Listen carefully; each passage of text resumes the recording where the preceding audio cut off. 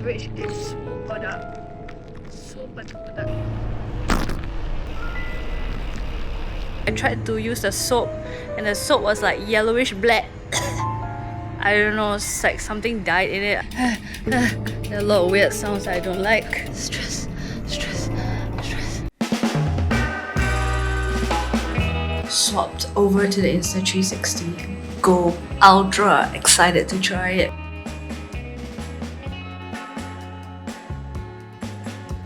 Can this camera really be used for vlogging? Is this worth an upgrade? I'm gonna answer these two questions, which are my own opinion, but I will be sharing with you some of the factors that led me to this conclusion. Hi guys, welcome back to another video. My name is Nicole. I'm a photographer, videographer, and I create content on social media for people and for brands. So after seeing this Insta360 Go Ultra all over social media, I wanted to get my hands on it and really experience the camera for myself. Not sponsored and not gifted. It's one thing to watch a video and know all the specs, but it's another thing to experience the camera for yourself, because when you are the one shooting it, you don't edit out clips that don't look good. You know if the clip doesn't look good. You have to confront it and you have to see it, and nothing is polished. So this is what this video is going to be. I'm going to be sharing with you all the clips, unfiltered, meaning even if it looks bad, I'm putting it in. But if it looks good, you will also get to see it in 4K. Should I be recording this part in 4K? Because it is not in 4K. Okay, I have started recording this video on 4K from now. I think for this review in particular, because a lot of the improvements of the new camera hinges on a 4K, so I'm gonna try to shoot my narration part at least to match, so that if you decide to turn on the 4K settings, hopefully my introduction still looks fine. So this video is really my honest review, unfiltered, not sponsored, and not gifted. I went to rent this camera myself, although I only had it for a day, but these are my honest thoughts from that experience of using the camera. In the age where companies tend to do very shoddy things like repackage stuff and try to sell it back to us as new things like Jurassic Park 4, Jurassic Park 5, I just want to say that I truly appreciate what Insta360 is doing. You can actually tell that a lot of design intent and design thoughtfulness has gone into this Insta360 Go Ultra. So I think the easiest way to show you the design intent and the improvements made to the user experience would be to compare the Insta360 Go3 to the Insta360 Go Ultra. I'm going to list down the things that are different between the two cameras. Number one, a much wider FOV, field of vision. You don't have to stretch out your hand as wide. See, this is how near I'm holding the camera to my face. Which I think it's great for vlogging and action camera. You really appreciate having that wider FOV. Now the quality of the images, the quality of the video definitely looks better even in that small screen, but of course the big test is when you put it on your computer and start editing it. But already the difference is that the Ultra allows you to shoot 4K and up to 60 frames per second. This means that you can slow down your video footage, although of course it depends on what you're doing, because if I'm cycling, I don't want to slow it down because I'm already cycling so slowly and I don't want to look like I'm cycling any slower than I am. There's also this new ×2 crop in thing, which I kind of appreciate, because I think sometimes if you're looking at things from kind of like a cinematic point of view, you don't want everything to be so wide, and sometimes you just want that little crop in so that you can frame things in a more cinematic, nicer composition, and I appreciate having that ×2 as an option. Expandable memory space. Now it comes with an SD card slot. You can put in whatever space you want, and I really like that, because before that it's really very limited, and I think sometimes, especially when you're traveling, you are not going to have your laptop with you to back things up, so you really want to have that ability to expand your space, or at least give yourself enough space when you are vlogging or when you are recording your cycling trips. You don't want to always be like at the back of my mind, I have to stop recording, stop recording, stop recording, stop recording, stop recording. Sometimes when you stop recording, you actually miss a moment, and there are times where I'm like, damn, this was a really nice interaction, or I saw something interesting, but I was trying to save memory space, so I stopped recording. So having expandable memory is a nice plus. They mentioned that the new Insta360 Go Ultra has a little bit more battery life, a little bit more, just a little bit more, but you can also tell that there's a little bit more weight.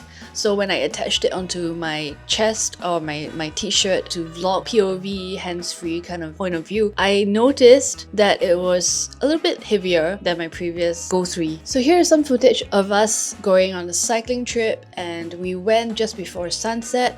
How come you're outside? It's raining. Okay, bye! We're reviewing the Insta360 Go Ultra today, and we are going to Changi Village. Not one of those cyclists who like takes out their camera and cycles one-handed. Yeah, nah, that's not me. I'm a newbie, so I like to keep both hands on the handle as much as possible.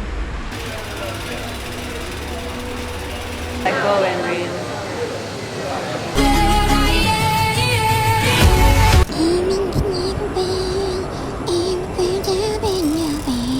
And then it got really dark, okay, really dark.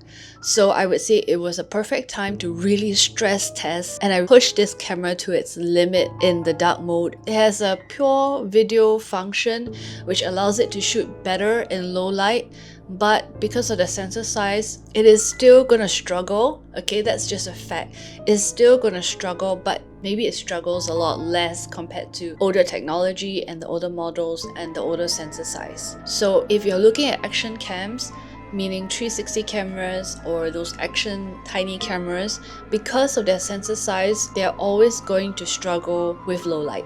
So then the question, can I use this camera for vlogging? Whether it can be used for vlogging depends on what you are vlogging or how you are vlogging. For me, I feel like if you're doing travel vlogging or you are going to be vlogging a lot of indoor setting, you're going to be eating nighttime, and you want your footage still to be nice and high quality, then I would say go for the DJI Osmo Pocket 3. It has a 1-inch sensor size and it performs really well in low light, in night, and in indoor situations, and it can shoot up to 4K. But for example, why I was considering an action camera for vlogging was because I picked up cycling a lot more and I wanted a camera that was a little bit more hardy. So would you use an action camera for vlogging? Yes, if you're doing a lot of action stuff, because the camera definitely performs way better when there is enough light going into the camera, and in the nighttime it tends to struggle quite a bit. And I would say maybe another good use case for using the action camera as a vlogging camera is if you are vlogging with your kids, or maybe you're vlogging with your pets.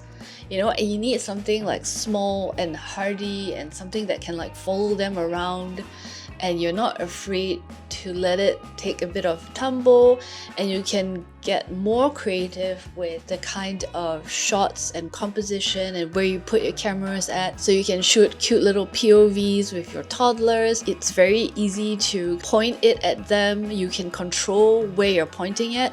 Whereas for a gimbal, which is the DJI Osmo Pocket 3, you have to actually move the gimbal and kind of guide the gimbal properly. So action cameras really allow you to have a much faster response in terms of framing and what you want the camera to record. So if you had the Insta360 Go 3, is this worth the upgrade? I honestly think yes. It's a nice strong step up to the next technology, to the next model, where you will be able to feel a significant improvement in the way the camera works. But do note that this improvement comes with a whole new set of accessories. They are not backwards compatible, so your accessories that you have with your Insta360 Go 3 is not compatible with the Ultra. This is the attachment that goes onto, like, let's say your bicycle or anything. You can put it on a tripod. You can use it this way, right? Or you can remove this camera part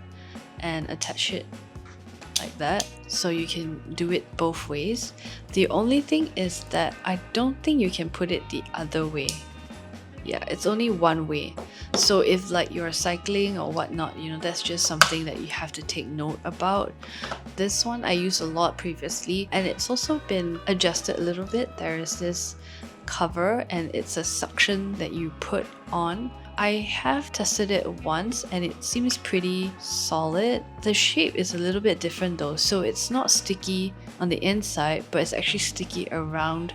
I don't know if this actually helps, and it's kind of soft, so I don't know if this actually helps make it more secure. I haven't like stress tested it, but I would say the previous one was a little bit loosey-goosey. Sometimes it would stick and sometimes it would just fall off. And what I liked about this is you can remove it and then you can put it onto like a tripod. And this one also has a pretty cool tripod, which I think the size is really nice. Like it's something that can fit into my bag and it converts into a stand. So I thought the accessories are pretty cool. There are leaks that the DJI, they are also coming up with some kind of modular detached camera kind of thing, their own version of the Insta360 Go, the battle of the action cams. Have you used this camera? Do you like it? Would you get it? Let me know your thoughts in the comments below, and if you'd like to see more photography, video, that creative introvert life, cycling, do subscribe, and I'll see you guys in the next video. Bye guys! I think I sprained my leg trying to run away from that lizard. Okay lah.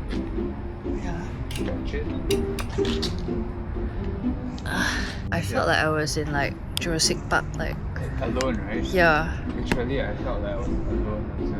Yeah. Stress.